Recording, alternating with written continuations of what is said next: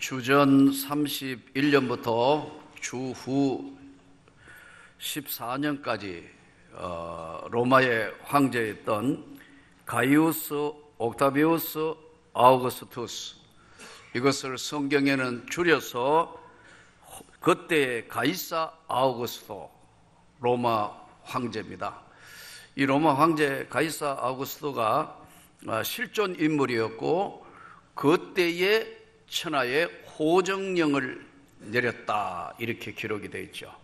이것은 다른 말로 얘기하면 예수 그리스도가 역사에 분명하게 역사적 사실로 이 땅에 오셨다는 것을 증명하는 가이사 아우구스토 로마의 황제. 당시에는 황제가 신으로 숭배받던 그런 시대였습니다. 로마의 황제 가이사 아우구스토가 천하의 호정령을 다 호적하라 하였으니 이것을 다른 말로 호적령이다, 호적하라는 명령을 내렸다 해서 호적령이라 이렇게 이야기합니다.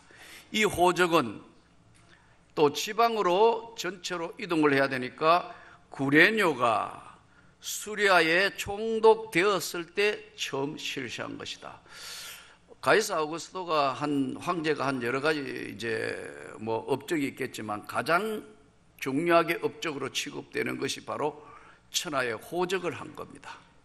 우리로 이야기하면 전 로마 제국 안에 주민등록 만든 거예요. 아주 쉽게 이야기하면. 이게 쉽겠습니까? 오늘날은 컴퓨터 작동해가 컴퓨터가 이렇게 하면 자동으로 움직이지만 그 시대에 호적 조사하려면요, 사람 인구 조사하는데 1년 넘게 걸려요. 집에 각자 찾아가 보고 더하기 하고 여기도 가보고 사람이 가만히 있지 않고 여기저기 움직이니까 그 실제로 호구 조사를 다 해야 되니까요. 천하에 호적령을 내려서 모든 사람이 호적하려 각각 고향으로 돌아갔다. 왜냐하면 고향에 가서 고향에서 주민등록 신고해야 되니까요. 우리말로 아주 쉽게 하면요. 그러니까 가이사 아우구스토가 호정령을 내린 이때 예수님이 절묘한 타임으로 이 땅에 오시는 거예요. 그러니까 가이사 아우구스토가 AD 14년까지 주전 BC 31년부터 AD 14년까지니까 재위 기간이 45년이에요. 무려. 이것은 우리나라 이시왕조에도 이런 오래, 여러분, 지금 황제가 이렇게 오래 있는 경우가 드물어요. 황제는 굉장히 보면 단명하는 게 거의 이 역사를 보면 거의 정설이에요. 우리나라도 영조 같은 경우에 제일 오래 사셨지 않습니까? 큰 업적 중에 모든 사람이 호적하라는 호적령을 내렸고 각각 고향으로 돌아가매 요셉도, 마리아의 남편이었던 예수님의 육신의 아버지였던 요셉도 다윗의 집 족속이므로 갈릴리 나사렛 동네에서 유대를 향하여 베들레헴이라 하는 다윗의 동네로. 그냥 베들레헴 이렇게 이야기하면 되는데 왜 베들레헴이라 하는 다윗의 동네로 이렇게 성경이 기록되어 있냐면요, 이 다윗의 동네가, 베들레헴이라는 동네가 중요한 위치를 차지하고 있는데 미가서 구약 성경 5장 2절에 보면은 유대 땅 베들레헴아, 너는 작지만 작지 않도다. 너에게서 한 다스리는 자가 올 것이다. 구약 성경의 예언의 완성으로 예수가 이 땅에 오시는 거예요.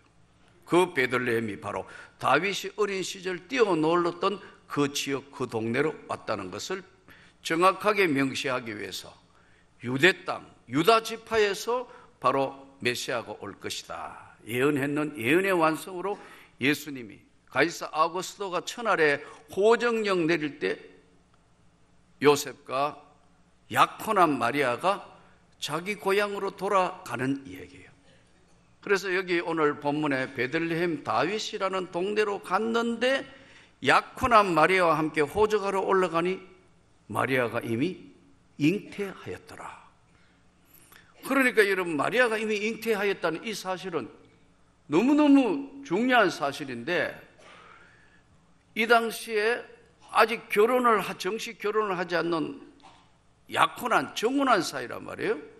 그래서 성경에 보면은 나는 사내를 알지 못하는데 어찌 이런 일이 있으리요.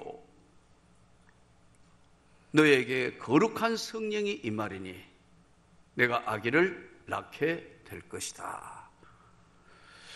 여기서 우리가 가장 중요한 첫 번째 신앙의 이제 고백이고, 또 안 믿는 자에게는 걸림돌이 되는 건데, 처녀가 어떻게 아이를 낳느냐? 믿을 수 없다. 소위 이성신학에서는 받아들이지를 못해요. 아니, 처녀가 어떻게 아기를 낳아? 있을 수 없다는 거죠. 있을 수 없다. 그런데 우리가 공적인 예배를 드릴 때마다 반드시 하는 게 뭐죠? 신앙 고백을 합니다.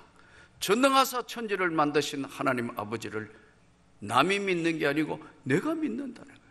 그 외아들 우리 주 예수 그리스도를 믿사오니, 이 예수가 어떤 예수냐 하면 신앙 고백에 이는 성령으로 잉태하사 동정녀 마리아에게 태어났다는 걸 고백하는 거예요.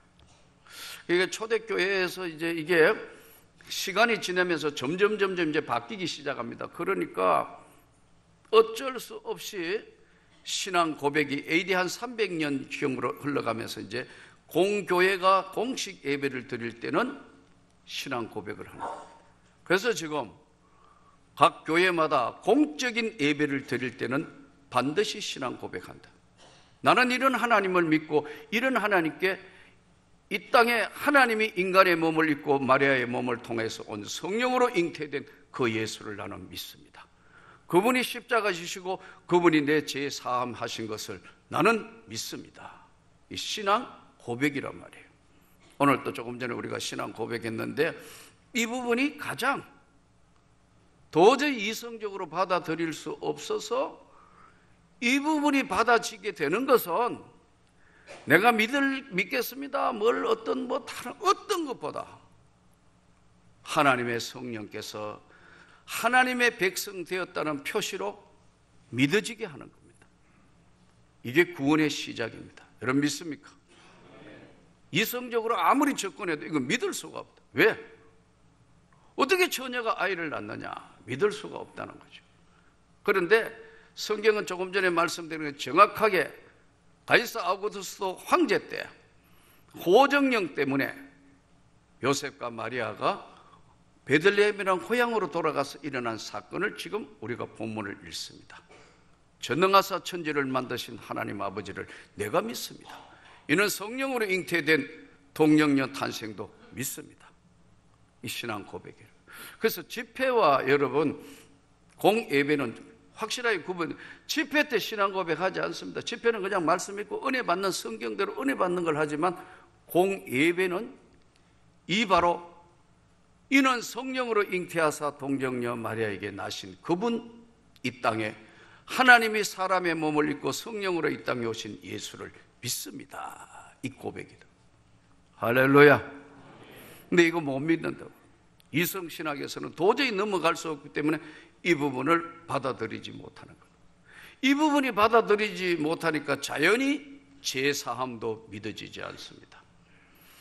당연히 그러다가 보니까 죽어 천국 가고 부활의 예수님 말씀대로 내가 길이고 진리고 생명이고 나 외에는 다른 구원의 길이 없다.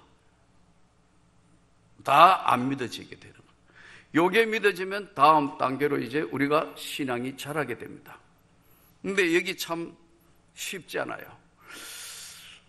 지난번에도 한번 소개했던 책명 기적인가 우연인가, 리스트로벨이라는 사람이 이제 기적인가 우연인가라는 책을 썼습니다.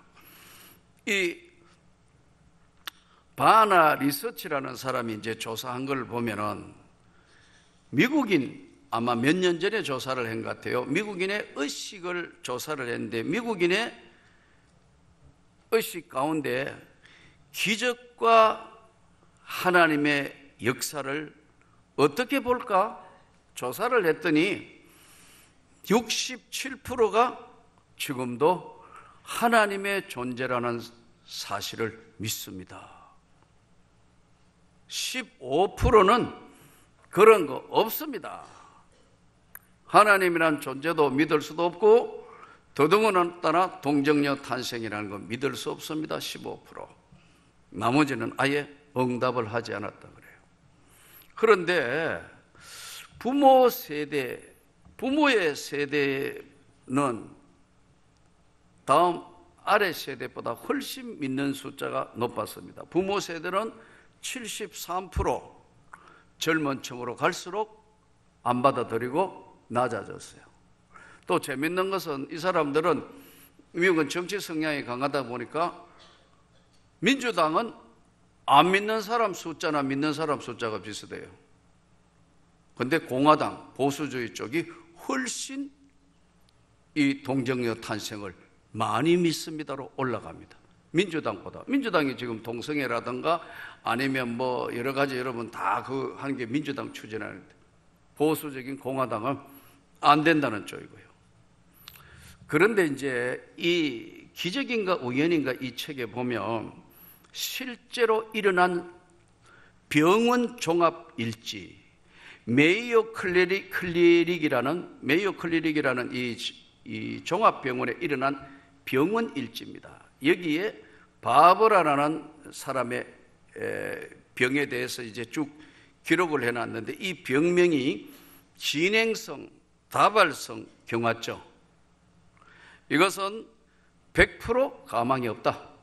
이 사람은 16년 동안 호흡곤란, 폐렴, 횡격막 이제 문제, 움직이지 못하고 목에 튜브를 꼽았고 산소통에 산소 호흡을 하면서 방가는 이 도로관을 삽입했다. 의사들이 판단하기로는 남은 생명은 숨 쉬는 것으로 한 6개월 정도 할 것이라는 게 최종 의학적 판단이었습니다.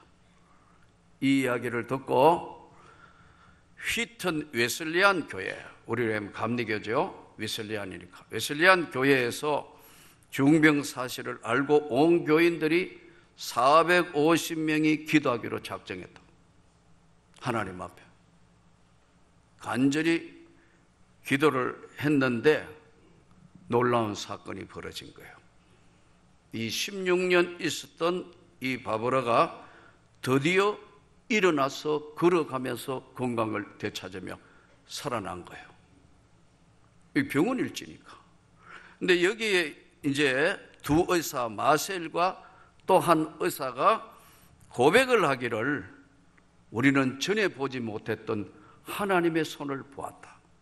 이게 이제 여기 우연인가 기적인가 책에 나오는 실제 상황을 적어 놓은 거예요. 그러니까 병원 의사들 이런 근데 이때 한 번도 16년 동안 그런 적이 없는 이런 사람이 어떻게 450명이 간절히 기도를 했는데 일어났느냐 하는데, 놀랍게 일어날 때 무릎과 종아리에 근육이 생성된 걸 보았다. 그러니까 우리 몸을 만드신 하나님이 무릎도 세우고 근육도 생성되는 과정을 저들이 보았다. 그러니까 의사 선생님들의 고백이, 우리는 전에 본 일이 없는 하나님의 손을 보았다. 이게 이제 고백 병원의 일지인데, 더 재밌는 것은 이분들이 예수를 믿는 사람도 있고 안 믿는 사람들도 있겠지만, 그 상황에서 더 놀라운 사실은 우리가 지금까지 살아오면서 알게 모르게 지었던 모든 죄를 다 제사함 받았다는 것이 믿어지는 것이 더 큰 기적이다. 또 우리가 제사함 받은 것뿐만 아니라 주님이 말씀하시는 저 천국을 향하여 가는 삶이라는 걸 알았을 때 이것보다 더 큰 기적은 없다. 그러니까 아주 바꿔 이야기하면 예수를 믿는 게 여러분 감정이 아닙니다. 예수를 믿는 건 생명을 믿는 겁니다. 여러분 믿습니까? 이게 이성적으로는 이것도 정말 천에 하나 만에 하나 일어난 사건이지만, 하나님이 살아계신다는 증거로 하나님의 손을 보았다는 거 아니에요? 그렇잖아요? 그러므로 오늘 우리가 신앙생활을 하면서 천하의 호정령 내렸던 가이사 아구스토, 그리고 구련에 총독되었을 때 유대 땅 베들레헴의 다윗의 동네에 일어났는데, 그러면 일반적으로 왜 이 지금 가이사 아구스토가 호정령을 내렸느냐 하면은, 호정령 내린 이유는 간단합니다, 여러분. 세금 거두기 위해서. 세금 잘 거두려면 인구가 몇 명인지 알아야 되니까 세금 거두기 위해서. 또 한 가지는 중요한 목적 중에 남자들 같은 경우는 군대에 징집할 수 있는 군인을 얼마나 뽑을 수 있나. 예, 인구가 1억은 넘어야 이제 정말 대국이 된다 할 만큼, 이게 인구가 적으면 대국이 안 되는 거예요. 작은 나라하고 대국하고는 1억 명이 지구상에 지금 여러 나라 중에 1억이 돼야 된다는 이유가 바로 그거예요. 그런데 여기 지금 호정령을 내린 건 세금 때문에, 그리고 군사 징집 때문에. 항상 이것이 중요한 거예요. 그러니까 여러분 유럽을 한번 가보세요. 유럽에 가보면 도로가 거의 같습니다. 도로가 2000년 전에 닦아놓은 도로가 아직도 시퍼렇게 그대로 살아있어요. 거기 밟고 가요? 로마가 얼마나 길을 잘 닦아놨냐면 딱 해가지고 여러분 2000년 전에 돌멩이를 깎아서 세워가지고 30cm 이상 1m 이상 파가 그 위에 다 쌓고 집안에 안 내려가도록 해가지고 다시 돌멩이로 꼽았다고. 도로 하나하나가 모자이크처럼 단단해요.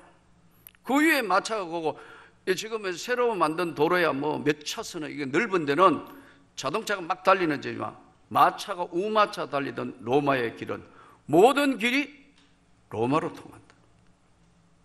황제가 살아있는 신이었다. 그 시대, 지금도 가니까요. 제가 지난번 불가리아 가보니까 그 불가리아에도 이거 어떤 데가 로마 시대 길이다. 대단하다.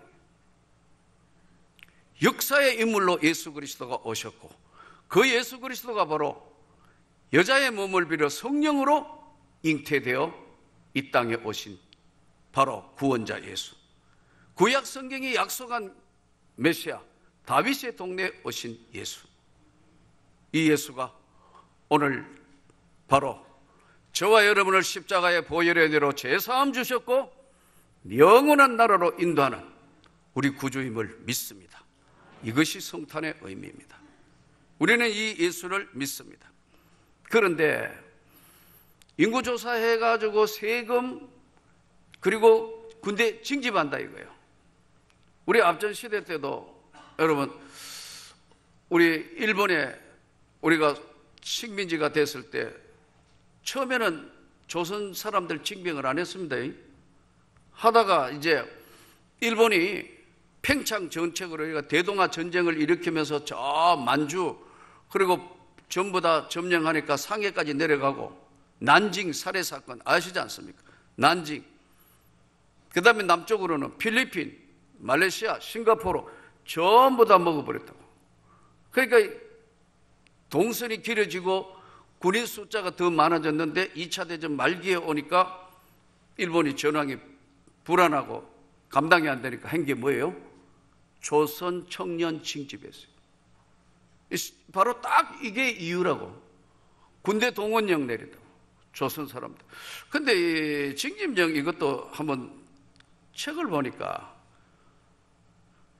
들판이 넓고 좋은 데 있는 사람은 징집을 거의 안 했더라고요. 왜냐하면 농사 지어야 되니까. 옛날에는 전부 농사를 지어야 안 했는데 순 산골짜기 있는 것들, 제일 많이 간 사람이 대구 사람들, 순 산에 아닙니까? 영주, 처음 산골 좀 경주, 이런 팀들 많이 갖는 거로 기록이 되어 있더라고. 그래서 남의 나라 전쟁에 총알바지로 수많은 사람이 가서 죽었다고 해요. 그리고 또 한 가지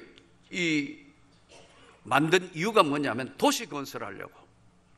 도시의 인프라를 건설하려면 여러분 로마의 옛날 도시는 거의 비슷합니다. 도로 깔려있고 원형 경기장, 콜로세움, 학교, 도서관 2000년 전에 이걸 했다고 해요. 그러나 여전히 변함없는 오늘도 저와 여러분의 예수 그리스도는 구원자인 걸 믿습니다. 우리가 신앙 고백한다 이거요. 그런데 문제는 오늘 이 시대하고 그때 시대하고 뭐가 다른가는 거예요. 네? 오늘 예수 그리스도가 이 땅에 오신 성탄을 눈앞에 두고 우리가 오늘 예배 드리지만 구원자 예수 그리스도를 이 이전 세대와 이후 세대가 다릅니다. 이걸 정확하게 이해하기 위해서는 여러분 역사서인 여호수아, 사사기, 룻기, 사무엘, 상하 이런 부분들을 구약 성경을 정밀하게 들어봐야 합니다. 하나님께서는 약속의 땅을 보내는데 그 시대에 놀라운 세계와 은혜를 입은 자들도 온전히 다 안 믿는 거예요. 왜냐하면 눈앞에 있는 환경이 전혀 다른 환경이니까 하나님 말씀대로 살 만한 그런 환경이 여건이 안 된다 이거예요. 그런데 여호수아와 갈렙만 끝까지 믿었다고. 그러니까 광야에 내몰아서 40년 동안을 불신하는 그들이 다 죽도록까지 기다리시는 무시무시한 하나님. 다 죽자. 2명만 딱 여호수아와 갈렙만 데리고 약속의 땅으로 나머지 다른 세대를 데리고 들어갑니다. 그런데 다른 세대가 이렇게 들어가가지고 이제 약속의 땅에 들어오니까 문제가 생긴 거예요.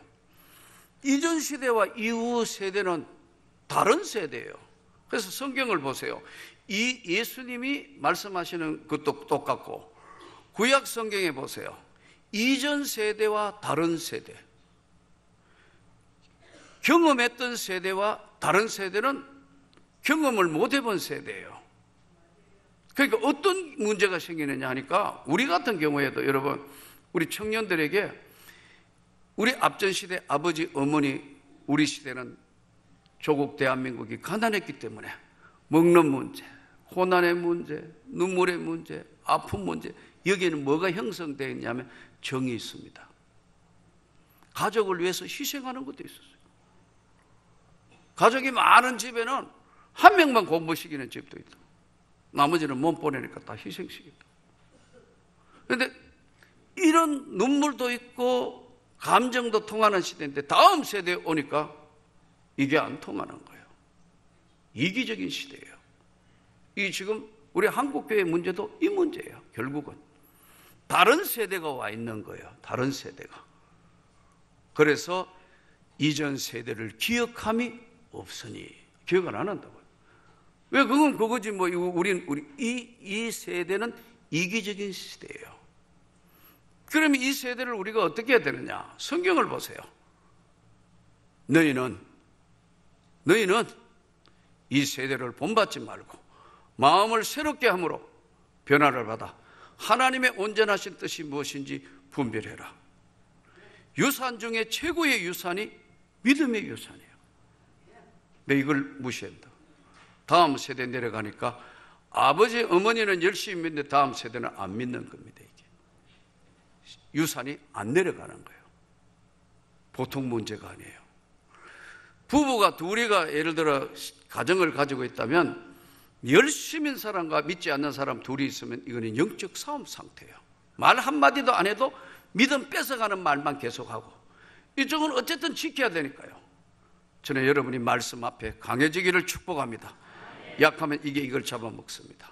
그러면 자녀는 강한 쪽으로 따라가고 아버지 어머니가 둘 다 하나는 열심히 믿고 하나는 안 믿는다면요, 하나는 안 믿고 하나는 믿고 둘이 그리 갈라지거나 아니면 어떨 때는 뭘 싫어 다 안 믿는 된다고 그렇게 돼요. 영적인 싸움이 되기 때문에 그렇습니다. 목회자 세계에서는 늘 그런 이야기합니다. 특히 선교사들이 그런 이야기 많아야 합니다. 목회자 세계 속에도 또 아니면 뭐다, 뭐는 더 열심으로 하고 자녀가 진짜 신앙이 이어갔는데 또는 또독해도 아무것도 안 돼요. 안 믿습니다. 심지어 선교사 가정도 이런 게 많았습니다. 이걸 살리기 위해서 할 수 없이 교단에서 MK 수련회하고 선교사 자녀 훈련을 다시 한다고요. 오늘 이 시대가 그렇습니다. 여러분이 말씀 앞에 지지 않기를 축복합니다.